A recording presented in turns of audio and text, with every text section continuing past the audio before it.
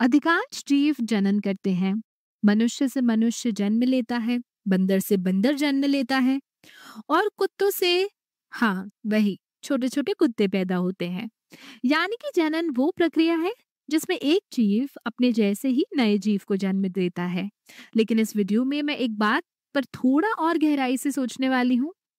आखिर जनन की जरूरत ही क्यों है? थोड़ा सोचो। क्या किसी जीव के जिंदा रहने के लिए जनन करना जरूरी होता है? बिल्कुल नहीं।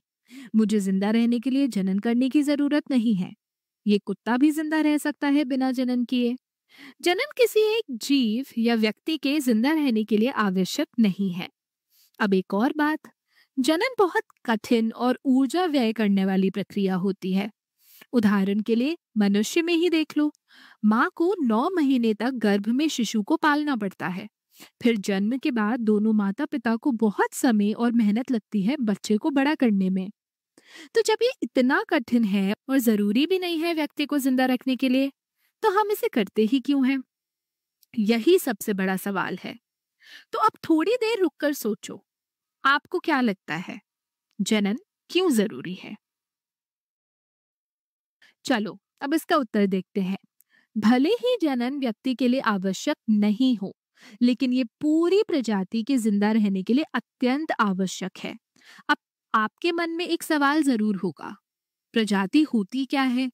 सीधी भाषा में समझो तो अगर कुछ जीव आपस में मिलते जुलते दिखते हैं और एक दूसरे के साथ जनन कर सकते हैं, तो हम उन्हें एक ही प्रजाति में मानते हैं। जैसे सभी इंसान एक ही प्रजाति हैं, सभी कुत्ते एक दूसरी प्रजाति हैं, सभी बिल्लियां तीसरी प्रजाति है। अब अगर हमें ये प्रजाति आगे भी जिंदा रखनी है, तो जनन का होना बहुत जरूरी है।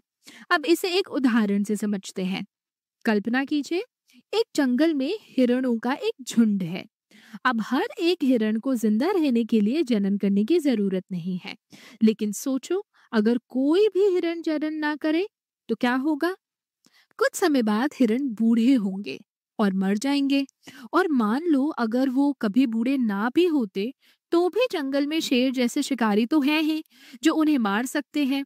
इसके अलावा बीमारियां और प्राकृतिक आपदाएं भी हैं।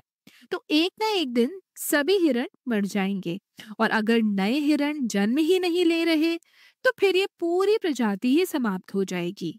और इसका असर सिर्फ हिरणों पर नहीं पड़ेगा, बल्कि उन जीवों पर भी पड़ेगा जो हिरणों पर निर्भर हैं। यानी कि पूरा पारिस्थितिकी तंत्र, यानी कि इकोसिस्टम प्रभावित हो जाएगा। अब सोचिए, अगर हिरण जनन करते हैं तो वो नई संतति पैदा कर सकते हैं और अपनी संख्या बढ़ा सकते हैं। तो भले ही कुछ हिरण मारे जाएं या बीमारियों से मर जाएं, बाकी हिरण जनसंख्या को बनाए रखेंगे।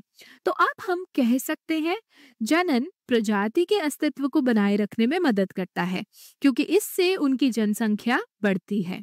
और जब जनसंख्या बढ़ती है, तो भले ही कुछ जीव मर जाएं, बाकी प्रजाति जीवित रह पाती है।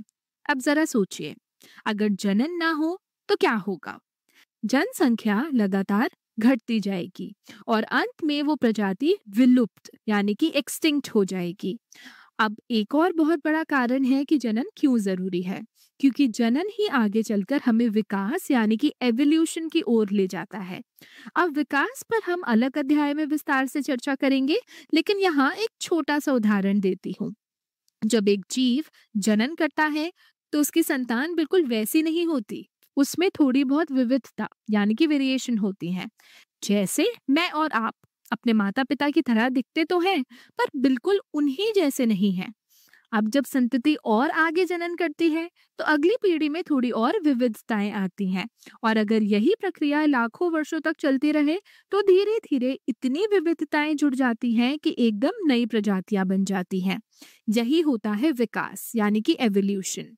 तो अब सोचिए, अगर जनन ना हो तो ना तो नई संतति होगी और ना ही नई प्रजातियां जन्म लेंगी, यानी कि विकास असंभव हो जाएगा। तो चलिए अब पूरी बात को एक बार फिर दोहरा लेते हैं। जनन व्यक्ति के जिंदा रहने के लिए आवश्यक नहीं है, लेकिन ये पूरी प्रजाति के अस्तित्व के लिए अत्यंत आवश्यक है, क्योंकि ये जनसंख्या को बढ़ाता है, जिससे वे प्रजाति स्थिर बनी रहती है भले ही कुछ जीव मर जाएं, साथ ही जनन से ही विविधताएं आती हैं और इन्हीं विविधताओं के कारण हम देखते हैं कि धीरे धीरे नई प्रजातियां जन्म लेती हैं। और यही वजह है कि आज हमारे आसपास इतनी सारी अलग अलग प्रजातियां मौजूद हैं और ये सब सिर्फ और सिर्फ जनन की वजह से है।